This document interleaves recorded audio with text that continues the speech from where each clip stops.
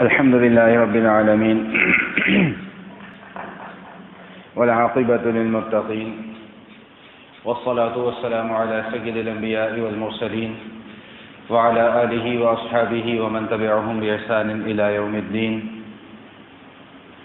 اللهم صل على روح محمد في الأرواح وصل على جسد محمد في الأجساد وصل على قبر محمد في القبور.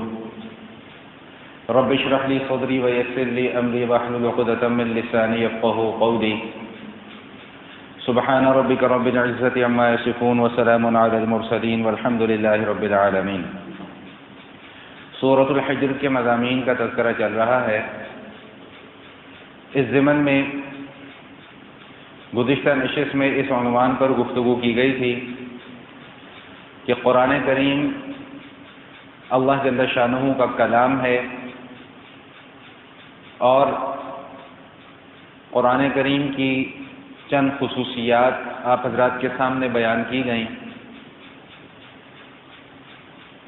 اسی عنوان کے تحت آپ سے وعدہ یہ کیا تھا کہ قرآن کریم کی تدوین کے حوالے سے انشاءاللہ کچھ تفصیلی گفتگو کی جائے گی، جس میں اس مضمون کا تذکرہ کیا جائے گا کہ قرآن کریم کا نزول کیسے ہوا اور پھر اس کے بعد قرآن کریم کو جمع کیسے کیا گیا.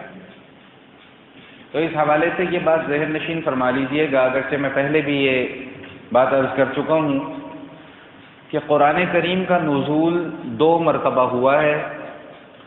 ایک مرتبہ قرآن کریم کا نزول لوح محفوظ سے آسمان دنیا پر ہوا، یہ جو آسمان ہمیں نظر آتا ہے، اور یہ نزول ایک مرتبہ میں ہوا، اکٹھا نازل ہوا، جس کے متعلق فرمایا کہ انا انزلناہ فی لیلۃ القدر، کہ ہم نے اس قرآن کریم کو لیلۃ القدر میں نازل کیا. اور دوسرا نزول قرآن کریم کا آسمان دنیا سے اس زمین پر جناب رسول اللہ صلی اللہ علیہ وسلم کے قلب اطہر پر نازل کیا گیا. یہ قرآن کریم تدریجاً نازل ہوا، جس کا تذکرہ گزشتہ نشست میں بھی ہوا. اور جس طرح کے حالات اور جس طرح کا کوئی مسئلہ پیش آتا، اس حوالے سے قرآن کریم کی وہ آیات نازل ہو جاتی. تو یہ تو ایک عمومی تذکرہ تھا. وحی کا معنی ہوتا ہے خفیہ طریقے سے کوئی اشارہ کرنا، لیکن شریعت کی اصطلاح میں وحی کا معنی یہ ہوتا ہے کہ اللہ جل شانہ نبوت کے لیے جس شخصیت کو منتخب فرما لیں، اس شخصیت پر اللہ جل شانہ کا پیغام ایک مخصوص فرشتے کے ذریعے سے بھجوانا، اس چیز کا نام وحی ہے. رسول اللہ صلی اللہ علیہ وسلم کے متعلق صحابہ کرام نے جو اپنا مشاہدہ کیا، اس چیز کو بیان کیا کہ جب رسول اللہ صلی اللہ علیہ وسلم پر وحی نازل ہوا کرتی تھی، حضرت عمر رضی اللہ تعالیٰ عنہ فرماتے ہیں کہ آقا کریم علیہ الصلوۃ والتسلیم کے چہرہ انور کے قریب مکھیوں کی جیسی بھن بھناہٹ کی آواز محسوس ہوتی تھی. یعنی اس وقت جبریل امین جب وحی نبی علیہ الصلوۃ والسلام کو پڑھ کر سنا رہے ہوتے تھے تو کوئی تیسرا شخص اس کو نہیں سن سکتا تھا. اللہ پاک نے ایسا انتظام فرما دیا تھا. جب نبی علیہ الصلوۃ والسلام کو وہ وحی یاد ہو جاتی، پھر نبی علیہ الصلوۃ والسلام صحابہ کے سامنے پڑھ کر اس کو سنا دیا کرتے تھے. اور ایک روایت میں اور بھی آتا ہے کہ نبی علیہ الصلوۃ والسلام سے پوچھا گیا کہ آپ پر وحی کی آواز وحی کیسے نازل ہوتی ہے، تو فرمایا کہ مجھے جس وقت مجھ پر وحی نازل ہو رہی ہوتی ہے تو مجھے ایسا محسوس ہوتا ہے کہ جیسے مسلسل چاروں طرف سے گھنٹیاں بجنے کی آواز آ رہی ہے. اب گھنٹی جب بجنا شروع ہو جاتی ہے تو وہ اس کے آواز میں ایک تسلسل ہوتا ہے، تو اسی تسلسل کے ساتھ وحی نازل ہوا کرتی تھی. اور وہ مشہور واقعات ہیں، آپ حضرات کے علم میں بھی ہیں کہ وحی کا ثقل اور وحی کا بوجھ اتنا ہوتا تھا کہ نبی علیہ الصلوۃ والسلام اگر اونٹنی پر بیٹھے ہوتے تھے، وحی نازل ہوتی تھی تو وحی کے بوجھ کی وجہ سے، اس کے ثقل کی وجہ سے وہ اونٹنی بیٹھ جایا کرتی تھی. ایک صحابی فرماتے ہیں کہ نبی علیہ الصلوۃ والسلام میری ران پر سر رکھ کر سو گئے، اسی وقت وحی نازل ہونا شروع ہو گئی. تو فرمایا کہ مجھے اتنا بوجھ محسوس ہوا کہ مجھے یوں لگتا تھا کہ شاید میری ٹانگ ہی نہ ٹوٹ جائے. تو اللہ جل شانہ جس شخصیت پر، جس ہستی پر وحی نازل فرماتے ہیں، اس کے اندر اللہ پاک یہ صلاحیت بھی خود سے پیدا فرما دیتے ہیں، وگرنہ ہر کسی کے بس کا روگ نہیں ہے وحی کے ثقل کو برداشت کرنا. اور مشہور اور معروف جو طریقہ وحی کے نزول کا تھا وہ یہ کہ جبریل امین علیہ الصلوۃ والتسلیم انسانی شکل میں آقا کریم علیہ الصلوۃ والتسلیم کی خدمت میں حاضر ہوا کرتے تھے اور وہی پڑھ کر سنا دیا کرتے تھے۔ حضرت دحیہ کلبی رضی اللہ تعالیٰ عنہ وہ صحابی ہیں کہ عموماً جن کی شکل میں حضرت جبریل امین علیہ الصلوۃ والسلام تشریف لایا کرتے تھے، بسا اوقات براہ راست نبی علیہ الصلوۃ والسلام کے دل پر کوئی بات القاء کر دی جاتی تھی، بسا اوقات حضور علیہ الصلوۃ والسلام کو خواب میں کوئی چیز دکھلا دی جاتی تھی۔ اس حوالے سے یہ بات بھی ذہن نشین فرما لیجئے گا کہ نبی کا جو خواب ہوتا ہے وہ بھی وحی ہوتا ہے۔ یہ میں نے مختصر سا ایک خاکہ آپ کے سامنے پیش کر دیا۔ اب آتے ہیں اپنے اس مضمون کی طرف کہ قرآن کریم کی تدوین اور قرآن کریم جو ہمارے پاس کتابی شکل میں محفوظ ہے یہ کب ہوا اور کیسے ہوا۔ یہ ایک تفصیل طلب موضوع ہے، میں کوشش کروں گا کہ اس کا خلاصہ آج کی نشست میں آپ کے سامنے بیان کر دوں۔ نبی علیہ الصلوۃ والسلام پر جب وحی نازل ہوا کرتی تھی اور جو حضور کا زمانہ تھا، اس زمانے میں باقاعدہ طور پر ایک جگہ قرآن کریم کو لکھنے کا اور محفوظ کرنے کا کوئی طریقہ موجود نہیں تھا، باقاعدہ طور پر ایک جگہ، وگرنہ صحابہ کرام لکھا کرتے تھے۔ 40 کے قریب صحابہ کرام ہیں جن کا کاتبین وحی میں نام لکھا شمار کیا گیا ہے، 40 صحابہ کرام، لیکن وہ لکھتے کیسے تھے؟ کسی کو کوئی پتھر مل گیا اس نے پتھر کے اوپر لکھ لیا، کسی کو کوئی چمڑا مل گیا اس نے چمڑے کے اوپر لکھ لیا، کسی کو کوئی ہڈی مل گئی اس نے ہڈی کے اوپر لکھ لیا، کسی کو کوئی اور چیز ایسی سخت مل گئی اس نے اس کے اوپر لکھ لیا۔ باقاعدہ طور پہ ایک جگہ پر قرآن کریم کو جمع کرنے کا اور ترتیب کے ساتھ جمع کرنے کا کوئی خاص اہتمام نہیں تھا، اور زیادہ تر دار و مدار اس وقت تک حافظے کے اوپر تھا کہ حفظ کے ذریعے سے قرآن کریم کو محفوظ کیا جاتا تھا۔ اور میں حیران ہوتا ہوں اس بات پر، صحابہ کرام کے حافظے پر۔ ہمارے سامنے جو حافظ ہوتے ہیں یہ تو الحمد سے شروع کریں گے والناس تک ایک پوری ترتیب کے ساتھ قرآن لکھا ہوا ہمارے سامنے موجود ہے، یاد کر لیتے ہیں، لیکن صحابہ کرام کے حافظے کو داد دینی پڑے گی کہ قرآن تھوڑا تھوڑا نازل ہو رہا ہے، 2 آیتیں 4 آیتیں، کبھی ایک سورت، کبھی آدھی سورت، کبھی 10 آیتیں، کبھی 15 آیتیں، اور پھر حضور ان کو فرماتے ہیں کہ یہ والی آیات فلاں سورت میں فلاں آیات سے پہلے ہے یا فلاں آیات کے بعد ہے، لکھا ہوا سامنے موجود نہیں ہے لیکن پھر بھی یاد کر لیتے تھے، اور اتنا اہتمام اس کے یاد کرنے میں کہ جس کی کوئی انتہا نہیں۔ نبی علیہ الصلوۃ والسلام کے زمانے تک تو یہ معمول رہا۔ اس کے بعد حضرت ابو بکر صدیق رضی اللہ تعالیٰ عنہ کی جب خلافت کا زمانہ آیا تو اس وقت تک بھی ابھی باقاعدہ طور پہ قرآن کریم کو لکھنے کا اور جمع کرنے کا اہتمام نہیں کیا گیا، صرف حافظے کے اوپر بات تھی۔ یمامہ کی جب جنگ ہوئی مسلمہ کذاب کے خلاف، اس جنگ میں لگ بھگ 1200 صحابہ کرام شہادت کے مرتبے پر فائز ہوئے، اور ان میں سے اکثریت ان صحابہ کی تھی جو حفاظ تھے اور قراء تھے۔ حضرت عمر رضی اللہ تعالیٰ عنہ نے اس چیز کو بھانپ لیا، اور ایک دن حضرت ابو بکر صدیق رضی اللہ تعالیٰ عنہ کی خدمت میں حاضر ہوئے اور جا کر عرض کیا کہ حضرت اب ہمیں کوئی ایسا انتظام کر لینا چاہیے کہ جس میں قرآن کریم ایک کتابی شکل میں ہمارے سامنے آ جائے۔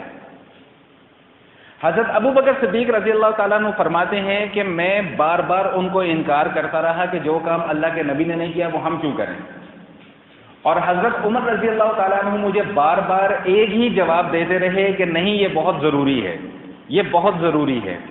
حضرت عمر رضی اللہ تعالیٰ عنہ کے متعلق تو آتا ہے نا کہ لو کان بعدی نبی لکان عمر، اگر میرے بعد کسی نے نبی ہونا ہوتا تو وہ عمر ہوتا۔ اللہ پاک نے ان کو فراست ایسی عطا فرمائی تھی اور انہوں نے اپنی فراست سے اس خطرے کو بھانپ لیا تھا۔ یہاں پر ایک بات اور بھی ذہن نشین فرما لیجئے گا کہ بعض جاہل لوگ اپنی بدعتوں کو ثابت کرنے کے لیے، جائز قرار دینے کے لیے صحابہ کرام کے اس عمل کا حوالہ لیتے ہیں، لیکن ان بے وقوفوں کو اس بات کا علم نہیں ہے کہ صحابہ کرام بالخصوص حضرت ابو بکر اور حضرت عمر کے عمل کو تو نبی علیہ الصلوۃ والسلام نے اپنی سنت قرار دیا۔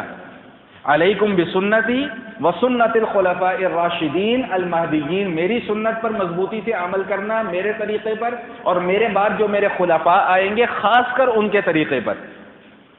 اور ایک اور موقع پہ ارشاد فرمایا کہ اقتدوا بالذین من بعدی ابو بکر و عمر، کہ میں جب اس دنیا سے چلا جاؤں تو میرے بعد ابو بکر اور عمر کی اقتدا کرنا، جو ابو بکر کہیں اس کے اوپر آنکھیں بند کر کے عمل کر لینا، جو عمر کہیں آنکھیں بند کر کے اس کے اوپر عمل کر لینا۔ بخاری شریف کی حدیث ہے کہ خاتون آتی ہیں نبی علیہ الصلوۃ والسلام کی خدمت میں حاضر ہوتی ہیں، عرض کرتی ہیں یا رسول اللہ میں نے آپ سے ایک مسئلہ پوچھنا ہے، فرمایا بعد میں آنا۔ عرض کیا یا رسول اللہ بعد میں آؤں اور آپ نہ ہوئے تو پھر کس سے پوچھوں؟ فرمایا پھر ابو بکر سے پوچھ لینا۔ عرض کیا کہ یا رسول اللہ اگر ابو بکر بھی نہ ہوئے تو پھر کس سے پوچھوں؟ فرمایا پھر عمر سے پوچھ لینا۔ تو نبی علیہ الصلوۃ والسلام نے اپنی زندگی میں ہی دونوں حضرات کو یہ سند جاری کر دی تھی کہ دین کے معاملے میں یہ جو بھی فرمان جاری کریں ان کا فرمان جاری کرنا ایسا ہی ہوگا جیسے میرا فرمان جاری کرنا۔ تو حضرت ابو بکر صدیق رضی اللہ تعالیٰ عنہ فرماتے ہیں کہ میں برابر انکار کرتا رہا، حضرت عمر برابر اصرار کرتے رہے، یہاں تک کہ اللہ پاک نے میرا دل کھول دیا، میرا سینہ کھول دیا اور مجھے شرح صدر ہو گیا کہ ہاں نہیں یہ کام اب ہمیں کر لینا چاہیے۔ جو کاتبین وحی ہیں ان میں سے ایک مشہور صحابی ہیں زید بن ثابت رضی اللہ تعالی عنہ۔ حضرت ابو بکر صدیق رضی اللہ تعالیٰ نے ان کو بلوایا اور ان کو کہا کہ بھائی پورا قرآن کریم جہاں کہیں بھی جس کے پاس جس انداز میں لکھا ہوا ہے اس کو ایک جگہ پر جمع کرو، ما بین الدفتین، دو گتوں کے درمیان میں ایک کتابی شکل میں لے کر آؤ۔ میں نے کہا جی میں کیسے یہ کام کر سکتا ہوں؟ انہوں نے کہا میں نے بھی عمر کو یہی جواب دیا تھا اور میں بار بار انکار کرتا تھا، عمر بار بار اصرار کرتے تھے، زید بن ثابت بار بار انکار کرتے تھے، ابو بکر صدیق رضی اللہ تعالیٰ عنہ بار بار اصرار فرما رہے تھے، یہاں تک کہ زید بن ثابت رضی اللہ تعالیٰ عنہ فرماتے ہیں کہ اللہ پاک نے مجھے بھی شرح صدر فرما دیا کہ نہیں اب یہ کام ہونا چاہیے۔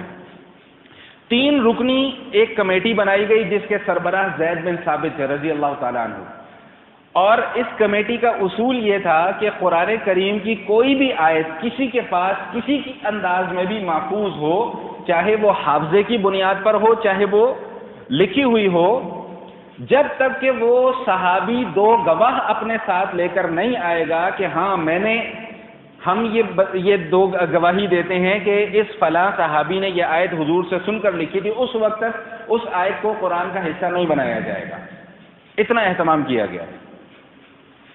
اس میں ایک دلچسپ واقعہ، میں پہلے بھی یہ واقعہ کئی مرتبہ آپ کے سامنے بیان کر چکا ہوں، جو پرانے احباب ہیں ان کے ذہن میں ہوگا یہ واقعہ۔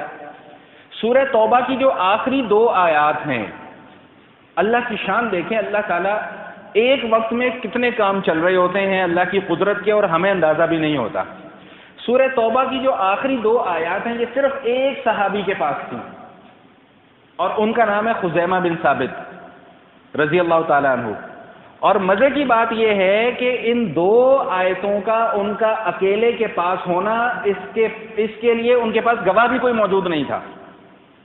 تو خزیمہ بن ثابت، اچھا اب آپ یہ دیکھیں کہ یہ 1-2 آیتیں ایک صحابی کے پاس ہیں، کسی اور صحابی کو ان 2 آیات کی تحریری شکل میں کسی کے پاس بھی یہ موجود نہیں ہے، تو یہ بھی اس بات کی دلیل تھی کہ نہیں اب یہ کام ہو جانا چاہیے۔ خدا نہ خواستہ ان صحابی کا انتقال ہو جاتا یا کچھ ہو جاتا تو ہم ان 2 آیتوں سے قیامت تک کے لیے محروم ہو جاتے، لیکن اللہ پاک نے فرمایا کہ انا نحن نزلنا الذکر وانا له لحافظون، ہم اس کی حفاظت کا انتظام بھی کریں گے۔ تو خزیمہ بن ثابت آتے ہیں زید بن ثابت کے پاس کہ حضرت میرے پاس یہ سورہ توبہ کی آخری 2 آیات ہیں تو ان کو آپ قبول فرما لیجئے۔ انہوں نے کہا بھائی 2 گواہ لے کے آؤں گا، میرے پاس کوئی گواہ نہیں ہے۔ میں نے کہا پھر ہم کیسے قبول کریں؟ تو نے فرمایا آپ کو پتہ نہیں ہے کہ اللہ کے حبیب صلی اللہ علیہ وسلم نے میری اکیلے کی گواہی کو 2 گواہوں کے برابر قرار دیا ہے۔ میں نے کہا وہ کیسے؟ میں نے کہا ہوا یہ تھا کہ نبی علیہ الصلوۃ والسلام کا ایک یہودی کے ساتھ سودا ہوا تھا ایک گھوڑے کا، اور جب وہ سودا مکمل ہو گیا تو نبی علیہ الصلوۃ والسلام نے اس یہودی کو فرمایا کہ تم یہیں پر ٹھہرو، میں گھر سے پیسے لے کر آتا ہوں، رقم لے کر آتا ہوں اور تمہیں رقم دے دیتا ہوں، گھوڑا لے جاؤں گا۔ نبی علیہ الصلوۃ والسلام جب وہ رقم لے کر آئے تو یہودی سودے سے مکر گیا کہ جی میرا آپ کا تو کوئی ڈیل ہی کوئی نہیں ہوئی، کوئی سودا نہیں ہوا۔ اب وہ بات اتنی بڑی کہ وہاں پر لوگوں کا مجمع لگ گیا۔ حضور فرما رہے ہیں کہ اس کا میرے ساتھ سودا ہوا، وہ کہتا ہے جی میرے ساتھ کوئی سودا نہیں ہوا۔ تو پھر یہودی نے کہا کہ اچھا چلیں ایسا ہے تو پھر آپ 2 گواہ کوئی گواہ پیش کریں۔ تو اس موقع پہ نبی علیہ الصلوۃ والسلام نے فرمایا کہ بھائی میرے اور تیرے علاوہ تو کوئی دوسرا بندہ یہاں پر موجود ہی نہیں تھا، تو میں گواہ کہاں سے لے کر آؤں؟ وہاں پر یہ خزیمہ بن ثابت رضی اللہ تعالیٰ عنہ بھی موجود تھے۔ یا رسول اللہ میں آپ کے حق میں گواہی دیتا ہوں کہ آپ کا اس یہودی سے سودا ہوا۔ حضور نے فرمایا خزیمہ تو یہاں پہ تھا ہی نہیں، عجیب جواب دیا. کہ اللہ کے حبیب صلی اللہ علیہ وسلم آپ نے فرمایا کہ جنت ہے, ہم نے آنکھیں بند کر کے مان لیا جنت ہے. آپ نے کہا دوزخ ہے, ہم نے کہا جی دوزخ ہے. آپ نے کہا جی اللہ ایک ہے, ہم نے کہا اللہ ایک ہے. آپ نے کہا قیامت آنی ہے, ہم نے کہا جی آنی ہے. آپ نے کہا جی حساب کتاب ہونا ہے, ہم نے کہا جی حساب کتاب ہونا ہے. تو یا رسول اللہ, جب اتنی بڑی بڑے معاملات میں ہم نے آپ کے اوپر کسی قسم کا شک اور تردد نہیں کیا اور آپ کے کہنے کو ہم نے سر آنکھوں پر لیا, تو یا رسول اللہ اس گھوڑے کی کیا حیثیت ہے؟ اس موقع پہ نبی علیہ الصلوۃ والسلام اتنے خوش ہوئے کہ فرمایا کہ قانون تو یہ ہے کہ ہر معاملے میں دو گواہ ہوں گے, معاملات میں, دنیاوی معاملات میں, لیکن خزیمہ تیرا معاملہ ایسا ہے کہ تو جہاں بھی گواہی دے گا تیری اکیلے کی گواہی دو کے برابر تسلیم کی جائے گی. یہ حضور علیہ الصلوۃ والسلام کو ان کو انعام تھا اور یہ ان کی خصوصیت تھی, یہ قانون نہیں ہے. یاد رکھیے گا کہ ایک ہوتا ہے شریعت کا قانون اور ایک ہوتی ہے کسی کی جزی فضیلت یا کوئی جزی خاصیت یا خصوصیت. تو یہ خزیمہ بن ثابت کی خصوصیت تھی. جب اس واقعے کو زید بن ثابت رضی اللہ تعالیٰ نے سنا, نے کہا جی ٹھیک ہے سر آنکھوں پر, اب ہم یہ دو آیات کو بھی قرآن کا حصہ بناتے ہیں اور ان دو آیات کو سورہ توبہ کی آخری دو آیات کو لکھ لیا گیا. حضرت ابو بکر صدیق رضی اللہ تعالیٰ عنہ کے زمانے میں یہ سارا کام ہوا اور یہ ایک نسخہ, پہلا نسخہ مکمل طور پر جامع انداز میں تیار کر لیا گیا. اس نسخے کو اصطلاح میں کہا جاتا ہے, سربراہ, سردار. ویسے تو کا معنی ماں کا ہوتا ہے, لیکن یہاں پہ کہ یہ قرآن کریم کے نسخوں کا سربراہ ہے یا قرآن کریم کے نسخوں کا سردار ہے. اب اسی نسخے کے مطابق قرآن پڑھا جا رہا ہے, قرآن پڑھایا جا رہا ہے. اور میں نے یہ بات آغاز میں عرض کر دی کہ اس وقت تک زیادہ جو انحصار تھا وہ حافظے کے اوپر تھا. اب جس نے بھی قرآن یاد کرنا ہے وہ اسی نسخے کو دیکھ کر یاد کرے گا. سیدنا ابو بکر صدیق رضی اللہ تعالیٰ عنہ کا جب انتقال ہو گیا تو یہ نسخہ حضرت عمر رضی اللہ تعالیٰ عنہ کے پاس آ گیا. ان کے زمانے میں بھی یہ کام اسی طرح چلتا رہا اور اس نسخے کی کچھ مزید کاپیاں جو ہیں وہ تیار کروا لی گئیں. حضرت عمر رضی اللہ تعالیٰ عنہ کے زمانے میں بھی اس سے آگے بڑھ کر اس حوالے سے کام نہیں کیا گیا. حضرت عمر رضی اللہ تعالیٰ عنہ کا جب انتقال ہوا تو یہ نسخہ جو جس کو کہا جاتا ہے یہ ان کی صاحبزادی اور نبی علیہ الصلوۃ والسلام کی زوجہ مطہرہ سیدہ حفصہ رضی اللہ تعالیٰ عنہ کے پاس اس کو امانتاً رکھوا دیا گیا. اب حضرت عثمان غنی رضی اللہ تعالیٰ عنہ کا زمانہ آیا. حضرت عثمان غنی رضی اللہ تعالیٰ عنہ کے زمانے میں, ویسے تو حضرت عمر کے زمانے میں بھی عرب سے اسلام نکل کر عجم میں پہنچ چکا تھا, لیکن حضرت عثمان رضی اللہ تعالیٰ عنہ کے زمانے میں اس معاملے میں مزید پھیلاؤ آیا. ایک صحابی ہے حذیفہ بن یمان رضی اللہ تعالیٰ عنہ. ان صحابی کی جو خصوصیت ہے وہ کسی اور صحابی کی نہیں ہے. ان کی خصوصیت یہ تھی کہ بعض راز کی ایسی باتیں جو نبی علیہ الصلوۃ والسلام ابو بکر صدیق اور عمر فاروق رضی اللہ تعالیٰ عنہ, عثمان غنی رضی اللہ تعالیٰ عنہ, علی المرتضیٰ رضی اللہ تعالیٰ عنہ سے بھی نہیں کرتے تھے, وہ حذیفہ بن یمان سے کرتے تھے. اس لیے ان کو رازدار نبی کہا جاتا ہے. نبی علیہ الصلوۃ والسلام نے قیامت سے پہلے آنے والے جو منافق اس دنیا میں پیدا ہونے تھے ان سب کے نام حذیفہ بن یمان رضی اللہ تعالیٰ عنہ کو بتا دیے. ان کے چہروں کی شناخت کیسی ہوگی, بناوٹ کیسی ہوگی, یہاں تک کہ ان کے گھوڑوں کا رنگ کیا ہوگا یہ تک بتا دیا. اب حضرت عمر رضی اللہ تعالیٰ عنہ کے زمانے میں جب کوئی فوت ہو جاتا تو حضرت عمر دیکھتے تھے کہ اس کے جنازے میں حذیفہ شریک ہو رہے ہیں کہ نہیں ہو رہے. اگر حذیفہ شریک ہوتے تو یہ بھی اس کا جنازہ جا کے پڑھ لیتے تھے, اگر وہ نہیں شریک ہوتے تھے تو نہیں پڑھتے تھے. اور اکثر ان سے پوچھا کرتے تھے کہ حذیفہ مجھے بتاؤ کہ کہیں اللہ کے حبیب صلی اللہ علیہ وسلم نے جو تمہیں نام بتائے ان میں میرا نام تو نہیں ہے. یعنی اتنا خوف خدا ان شخصیات جن کو جنت کی سند اس دنیا میں دے دی گئی تھی, اللہ پاک کا اتنا خوف خدا ان لوگوں کے اوپر تھا کہ وہ بار بار جا کر پوچھتے تھے کہ حذیفہ جو نام آپ کو حضور نے بتایا کہ میرا نام تو نہیں ہے ان میں. تو یہ جو حذیفہ بن یمان ہے رضی اللہ تعالی عنہ, یہ جب فتوحات کا سلسلہ بڑھا اور جو رشیا کی جو ریاستیں ہیں آرمینیا, آذربائیجان, یہاں تک جب فتوحات کا سلسلہ پہنچا اور قرآن وہاں تک پہنچا تو حذیفہ بن یمان رضی اللہ تعالیٰ عنہ کا ماتھا ٹھنکا. کیوں؟ انہوں نے وہاں پر لوگوں کو اپنے اپنے لہجے میں قرآن پڑھتے ہوئے سنا. میں نے گزشتہ نشست میں آپ کو بتایا تھا کہ قرآن کس زبان میں ہے؟ عربی زبان میں. عربی زبان مکمل ایک زبان ہے اور اس کا بولنے کا اپنا ایک لہجہ ہے. لیکن جب ہم عربی کو پنجابی لہجے میں بولیں گے تو عربی کا حلیہ بگڑ جائے گا. ظاہری سی بات ہے. عربی کیا کسی بھی زبان کو لے لیں, ہم اس کو اپنے لہجے میں جب بولنے کی کوشش کریں گے تو اس کا لہجہ بگڑ جائے گا, اس کی پروننسیشن, اس کا تلفظ جو ہے وہ بگڑ جائے گا. تو حذیفہ بن یمان رضی اللہ تعالیٰ عنہ کا ماتھا ٹھنکا, ارے یہ تو کام بڑا خراب ہے. کوئی کسی لہجے میں قرآن پڑھ رہا ہے, کوئی کسی لہجے میں قرآن پڑھ رہا ہے, کوئی کسی لہجے میں قرآن پڑھ رہا ہے. اور افسوس کے ساتھ یہ کہنا پڑتا ہے کہ ہماری بدقسمتی یہ ہے کہ سب کچھ ہونے کے باوجود ہم قرآن کو قرآن کے انداز میں نہیں پڑھ پاتے. کیوں؟ اس لیے کہ ہم نے کبھی قرآن کو قرآن والے انداز میں سیکھنے کی کوشش ہی نہیں کی.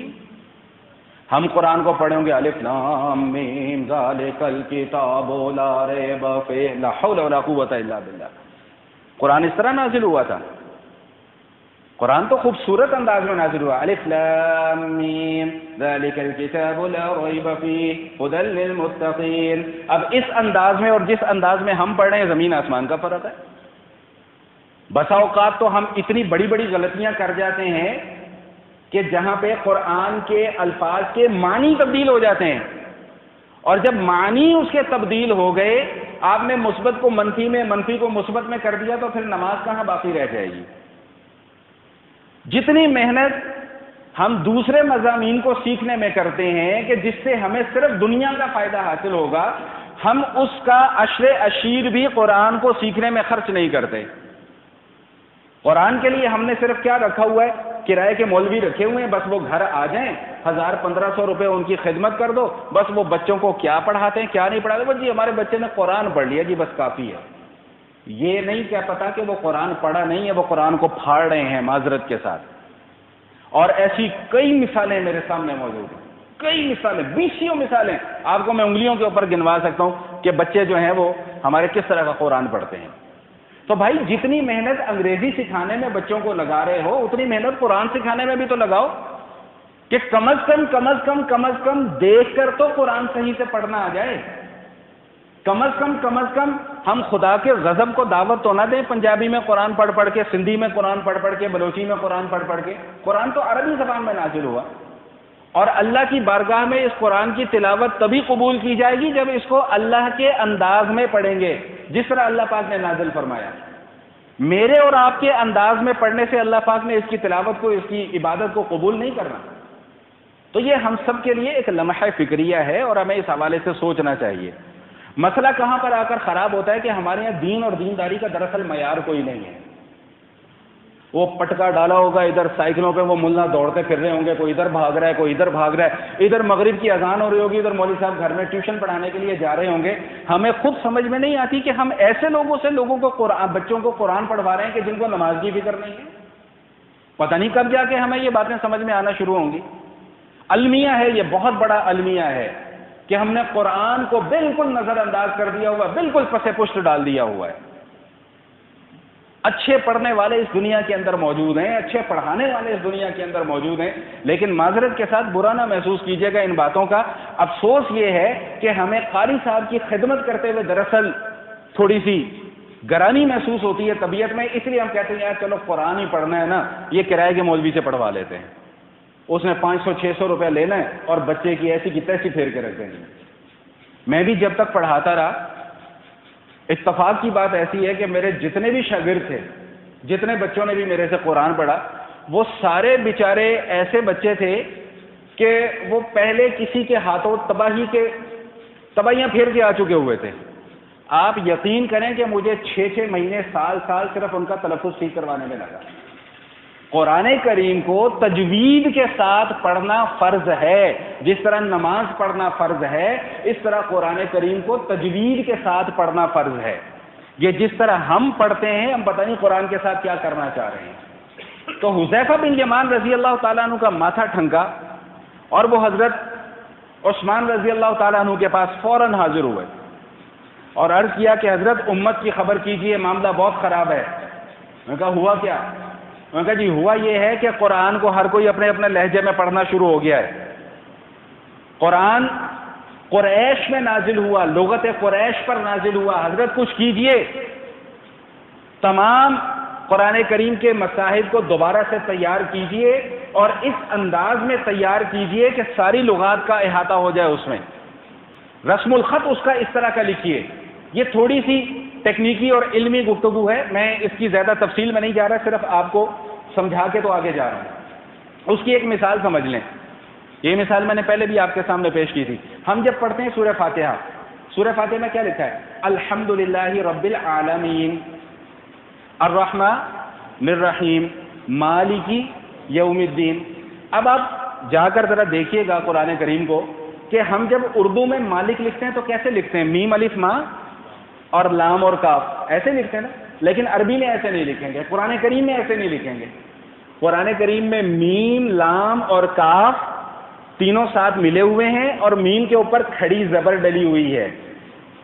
اب اس کو مالک بھی پڑھا جا سکتا ہے، اس کو ملک بھی پڑھا جا سکتا ہے، لیکن وہ شخص پڑھ سکتا ہے جس کو ساری قراءت کا علم ہو۔ ہمیں ساری قراءت کا علم نہیں، اس لیے ہم صرف اس کو مالک یوم الدین پڑھیں گے۔ بات میری سمجھ میں آ رہی ہے کہ نہیں؟ اوپر سے تو نہیں گزر رہی؟ اب حضرت عثمان غنی رضی اللہ تعالی عنہ نے جو کا نسخہ تھا، جو سیدہ حفصہ کے پاس محفوظ تھا، اس کو منگوایا اور فرمایا کہ بھئی اس کے اوپر کام شروع کرو۔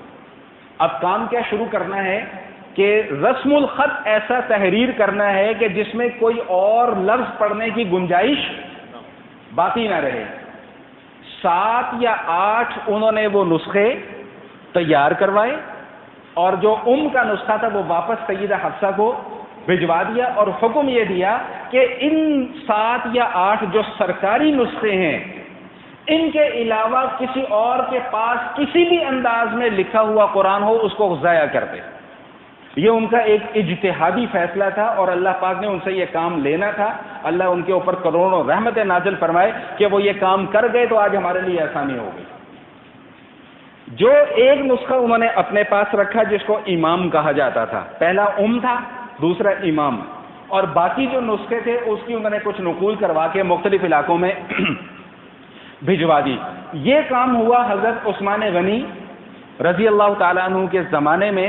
اور یاد رکھیے گا کہ جو اب اس وقت موجودہ رسم الخط ہے، جس رسم الخط پر ہم قرآن پڑھتے ہیں، آپ میں سے اکثر احباب جو ہیں وہ اللہ کے فضل سے ان کا حج پر یا عمرے پر جانے کا بھی اتفاق ہوا ہوگا، وہاں پر آپ نسخہ دیکھیں، اس میں جو عبارت قرآن کی لکھی اور یہاں کا نسخہ، اس میں آپ لوگوں کو تھوڑا سا فرق محسوس ہوگا، لیکن وہ حقیقت میں وہ فرق نہیں ہے، وہ رسم الخط ایک ہی ہے، لیکن اس میں الفاظ کو پڑھنے کی گنجائش ہے، کیونکہ قرآن 7 لغات میں اللہ پاک نے نازل فرمایا۔ یہ ایک مشکل موضوع ہے، میں اس لحاظ اس مضمون کو نہیں چھیڑا، لیکن آپ صرف اتنا سمجھ لیں کہ بعض لغات میں قرآن کو مالک یوم الدین پڑھا گیا، بعض میں ملک یوم الدین پڑھا گیا، والضحیٰ پڑھا گیا، والضحیٰ پڑھا گیا، لیکن یہ ان حضرات کے لیے کہ جن کے پاس اس کا مکمل علم موجود ہو۔ میں صرف آپ کو سمجھانے کے لیے سرسری سی بات کر رہا ہوں اور پھر بات کو آگے چلا رہا ہوں۔ اب یہ نسخے تیار ہو گئے، یہ پوری دنیا کے اندر بڑے بڑے ممالک کے اندر ان نسخوں کو بھجوایا گیا، اور اس وقت سے لے کر آج تک علماء نے لکھا ہے کہ 12,000 صحابہ کرام اس وقت موجود تھے مدینہ میں، حضرت ابو بکر کے زمانے میں، حضرت عثمان غنی رضی اللہ تعالیٰ عنہ کے زمانے میں، اور ان کا اجماع اس بات پر ہوا کہ یہ جو قرآن ہے یہ بالکل وہی قرآن ہے جو اللہ جل شانہ نے اپنے حبیب محمد مصطفیٰ صلی اللہ تعالی وسلم کے قلب اطہر پر نازل فرمایا۔ یہ اجماع کی برکات ہیں کہ آج ہم قرآن بڑی آسانی سے ہمارے پاس کتابوں میں لکھا ہوا ہے، کتابی شکل میں ہمارے پاس موجود ہے، بازار سے جاتے ہیں نسخہ خرید کے لاتے ہیں اور قرآن کو پڑھتے ہیں۔ بات سمجھ میں آئی؟ اچھا، اب وہ جو رسم الخط اس وقت لکھا گیا، اگر کسی نے وہ رسم الخط دیکھا ہو، میں نے وہ دیکھا ہے رسم الخط، اگر وہ کسی نے وہ رسم الخط دیکھا ہو تو ہم قرآن پڑھ ہی نہیں سکتے۔ عبد الملک بن مروان کا جب زمانہ آیا تو ان کے زمانے میں بصرہ کے جو گورنر تھے ان کا نام تھا زیاد بن سمیہ، زیاد بن سمیہ۔ انہوں نے اس چیز کو محسوس کیا کہ بھئی ہم عرب لوگ تو قرآن کے اس رسم الخط کو پہچان بھی لیتے ہیں اور پڑھ بھی لیتے ہیں، لیکن جو عجم ہیں، جو عربی زبان سے واقف ہی نہیں ہیں، ان کو قرآن پڑھنے میں دقت ہوتی ہے۔ اب جیسے میں اس کی ایک چھوٹی سی مثال دیتا ہوں۔ اب ایک لفظ ہے تا، الف با تا، حروف تہجی کا تیسرا حرف۔ اب ہمارے یہاں تو تا دو طرح سے لکھی جاتی ہے، ایک یوں لمبی تا لکھی جاتی ہے اور اس کے اوپر دو نقطے لگا دیے جاتے ہیں، اور ایک گول تا لکھی جاتی ہے اور اس کے اوپر نقطے لگا دیے جاتے ہیں۔ یہ گول تا کا تصور صرف عربی زبان میں موجود ہے، اس کے علاوہ اردو میں اس گول تا کا تصور موجود نہیں ہے، اگرچہ لکھی جاتی ہے، پڑھی جاتی ہے، لیکن یہ تصور وہاں سے آیا ہے، اور اکثر جگہوں پہ دونوں الفاظ کے معنی میں بھی فرق ہوتا ہے۔ اب ان دو تاؤں کے درمیان میں فرق کرنا ایک عرب جاننے والا، عربی زبان جاننے والا تو کر سکتا تھا، لیکن عجم والا نہیں کر سکتا تھا۔ انہوں نے کہا جی اس کے لیے کوئی علم ایسا ہونا چاہیے کہ جس سے لوگوں کو، عام لوگوں کو بھی پڑھنے میں آسانی ہو جائے۔ بور تو نہیں ہو رہے؟ اچھا چلو، اچھی بات۔ تو اس زمانے میں ایک حضرت علی رضی اللہ تعالیٰ عنہ کے شاگرد تھے، ابو الاسود الدؤلی رحمۃ اللہ تعالی علیہ۔ ان کو زیاد بن سمیہ نے حکم دیا کہ وہ عربی زبان کی فصاحت اور بلاغت کو جاننے والے تھے اور اس علم میں ماہر تھے۔ ان کو انہوں نے حکم دیا کہ آپ عربی زبان کے لیے کچھ اصول اور کچھ قواعد، یعنی جس کو آسان لفظوں میں ہم کہتے ہیں کہ گرامر تیار کیجئے، کہ جس سے ہمیں یہ پتہ چل سکے کہ کہاں پر زبر پڑھنا ہے، کہاں پر زیر پڑھنی ہے، کہاں پر پیش پڑھنا ہے، کہاں دو زبر آئیں گے۔ اس کو علم النحو کہا جاتا ہے، جو مدارس کی نرسری کلاس میں پڑھایا جاتا ہے۔ ابو الاسود دؤلی کو دوسرا حکم انہوں نے یہ دیا کہ قرآن کریم کے لیے بھی کچھ ایسے ہی حروف تہجی کے لیے اور آیات کے لیے اور زبر زیر پیش کے لیے کچھ علامات آپ تجویز کیجیے۔ نے کہا جی میں نہیں کرتا۔ زیاد بن سمیہ نے پھر ایک تدبیر اختیار کی کہ ایک شخص کو ان کے دروازے پر بٹھا دیا اور اسے کہا کہ تو قرآن پڑھ لیکن غلط پڑھ، زبر کی جگہ پیش پڑھ، پیش کی جگہ زیر پڑھ۔ ابو الاسود دؤلی نے کو پتہ نہیں تھا کہ یہ تجویز اس کام کو کروانے کے لیے اختیار کی گئی ہے۔ جب انہوں نے اندر سے کسی آدمی کو غلط قرآن پڑھتے ہوئے سنا تو وہ فوراً چیخ ہوئے، خبردار ٹھہر جاؤ، غلط پڑھ رہے ہو تم۔ پھر زیاد بن سمیہ کی خدمت میں حاضر ہونے کہا جی اب آپ جو ایسا کہیں گے میں وہ کام کرنے کے لیے تیار ہوں۔ اب یہ مختصر سی یہ بات سمجھ لیجیے کہ انہوں نے جو سب سے پہلے، ہمارے سامنے تو زبر زیر پیش وغیرہ کی علامات ہیں، پہلے یہ علامات نہیں تھی، پہلے ان کی جگہ نقطوں کو ترتیب دیا جاتا تھا۔ دو نقطے اوپر نیچے لگا دیے تو اس کا مطلب یہ ہوگا کہ یہاں پر زبر پڑی جائے گی، دو نقطے ایک ساتھ لگا دیے تو اس کا مطلب یہ ہوگا کہ یہاں پر تنوین پڑی جائے گی۔ اس طرح کی کچھ علامات انہوں نے تیار کی اور مختلف روشنائیوں کے قلم انہوں نے لیے جو مختلف رنگوں کی تھی اور اس سے یہ علامات انہوں نے تیار کی۔ اس کے بعد حجاج بن یوسف کا زمانہ آیا۔ حجاج بن یوسف نے جب اس بات کو محسوس کیا کہ اب چونکہ اسلام مزید پھیلتا جا رہا ہے، عجم والوں کو ان نقطوں کو پہچاننے میں بھی تکلیف کا سامنا کرنا پڑ رہا ہے، اب اس نے حکم دیا کہ نہیں، اب اس سے بھی آسان علامات جو ہیں وہ تیار کی جائیں اور ان علامات کو قرآن کریم کے اوپر، الفاظ کے اوپر لگا بھی دیا جائے تاکہ پڑھنے والے اس قرآن کو آسانی سے پڑھ سکیں۔ اللہ تعالیٰ نے حجاج بن یوسف سے یہ کام لینا تھا۔ وہ دن ہے اور آج کا دن ہے، الحمدللہ ثم الحمدللہ، قرآن کا ایک ایک حرف، ایک ایک زبر، ایک ایک زیر، ایک ایک پیش، ایک ایک شد، ایک ایک جزم، یہاں تک کہ ایک ایک نقطہ بعینہ ہی اسی طرح محفوظ ہے جس طرح اللہ جل شانہ نے لوح محفوظ میں لکھا ہوا ہے۔ بات سمجھ میں آ گئی؟ تو اس انداز میں یہ قرآن کریم نقل ہوا، تیار ہوا، قرآن کریم کے نسخے تیار کیے گئے اور پھر یہ وقت گزرنے کے ساتھ ساتھ یہ قرآن کریم ہم تک پہنچا۔ تو یہ ایک مختصر سا تعارف تھا کہ قرآن کریم کی تدوین کس انداز میں کی گئی، وہ تعارف میں نے آپ کے سامنے پیش کر دیا۔ اب قرآن کے حوالے سے چونکہ گفتگو چل رہی ہے تو قرآن کے حوالے سے ہی میں کچھ باتیں اور بھی آپ کے سامنے عرض کر دوں جو باقی 5-7 منٹ رہ گئے ہیں۔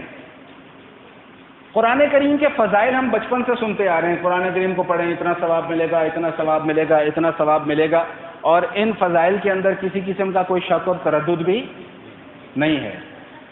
نبی علیہ الصلوۃ والسلام نے ایک حدیث میں ارشاد فرمایا، کتنے ویسے ہم لوگ خوش نصیب لوگ ہیں، لیکن ہمیں اندازہ نہیں ہے کہ ہم کتنے خوش نصیب ہیں۔ اللہ کرے کہ یہ جو حدیث میں آپ کو سنا رہا ہوں، اللہ اس کے مفہوم میں برکت بھی عطا فرمائے، کمی بیشی معاف فرمائے، اور آپ حضرات کی سمجھ میں بھی آ جائے۔ رسول اللہ صلی اللہ علیہ وسلم نے ارشاد فرمایا کہ 5 چیزیں ایسی ہیں کہ جن کو صرف دیکھنا بھی عبادت ہے۔ نمبر 1، بیت اللہ شریف، خانہ کعبہ۔ جو حضرات عمرے کے لیے جاتے ہیں یا حج کے لیے جاتے ہیں، وہ مسجد حرام میں جا کر بیٹھ جائیں، نہ کوئی نفل پڑھیں، نہ کوئی تسبیح کریں، نہ کوئی ذکر اذکار کریں، صرف خانہ کعبہ کو دیکھتے رہیں۔ جتنی دیر دیکھتے رہیں گے ثواب ملتا رہے گا، لیکن اس کا مطلب یہ ہرگز نہیں ہے کہ وہاں پہ جا کے بندہ سہولت پسند ہو جائے، ذکر و اذکار ہی نہ کرے۔ یہ میں ویسے ایک بات آپ کو بتا رہا ہوں۔ دوسرے نمبر پر اللہ کے حبیب صلی اللہ علیہ وسلم نے ارشاد فرمایا کہ قرآن کریم کو دیکھنا بھی عبادت ہے۔ صرف دیکھنا، کھول کر محبت سے کہ اللہ اکبر، یہ میرے اللہ کا کلام ہے، اس کو دیکھ لیا تو یہ دیکھنا بھی عبادت ہے۔ تیسرے نمبر پر نبی علیہ الصلوۃ والسلام فرمایا کہ زمزم کا جو پانی ہے اس کو دیکھنا بھی عبادت ہے۔ چوتھے نمبر پہ فرمایا کہ والدین کو دیکھنا بھی عبادت ہے۔ اور ایک اور حدیث شریف میں آتا ہے کہ والدین پر، دونوں پر یا دونوں میں سے کسی ایک پر آدمی ایک مرتبہ محبت کی اور شفقت کی نظر ڈال لے، اللہ جل شانہ اسے حج اور عمرے کا ثواب عطا فرماتے ہیں۔ صحابہ نے پوچھا یا رسول اللہ صلی اللہ علیہ وسلم، دن میں بے شک کئی مرتبہ ہم نظر ڈالیں، فرمایا جتنی مرتبہ نظر ڈالو گے اتنی مرتبہ حج اور عمرے کا ثواب ملے گا۔ اور 5ویں نمبر پر بتایا کہ عالم دین، مستند عالم دین، اس کے چہرے کو دیکھنا بھی عبادت ہے۔ یہ 5 چیزیں اللہ کے حبیب صلی اللہ علیہ وسلم نے ارشاد فرمائی ہیں، جن میں سے دوسرے نمبر پر فرمایا کہ قرآن کریم، اس کو دیکھنا بھی عبادت ہے۔ اور ایک اور حدیث شریف میں آتا ہے کہ جو آدمی دیکھ کر قرآن پڑھتا ہے اور اٹک کر پڑھتا ہے قرآن، ہاں، جو حافظ جو قرآن پڑھتا ہے اور بغیر دیکھے پڑھتا ہے، تو اس کے 1000 درجے اس کے نیکیوں کے لکھے جاتے ہیں۔ لیکن اگر کوئی حافظ نہیں ہے، وہ قرآن کو دیکھ کر پڑھتا ہے اور اٹک کر پڑھتا ہے، تو اللہ تعالیٰ اس کے 2000 درجات بلند فرما دیتے ہیں۔ لو جی، تہجد بھی رہ گئی پیچھے، نفل بھی رہ گئے پیچھے، حافظ صاحب بھی رہ گئے پیچھے۔ ایک قرآن کو دیکھ کر اور اٹک کر پڑھنے والا، وہ ایک حافظ قرآن جو زبانی قرآن پڑھ رہا ہے، اس سے کئی زیادہ درجے اور ثواب لے جاتا ہے۔ کیوں؟ اس لیے کہ وہ مشقت بھی اٹھا رہا ہے، اور دوسرا یہ کہ وہ قرآن کو دیکھ بھی رہا ہے۔ اس کا مطلب یہ نہیں ہے کہ ہم حافظ لوگ قرآن کو دیکھ کر نہیں پڑھتے۔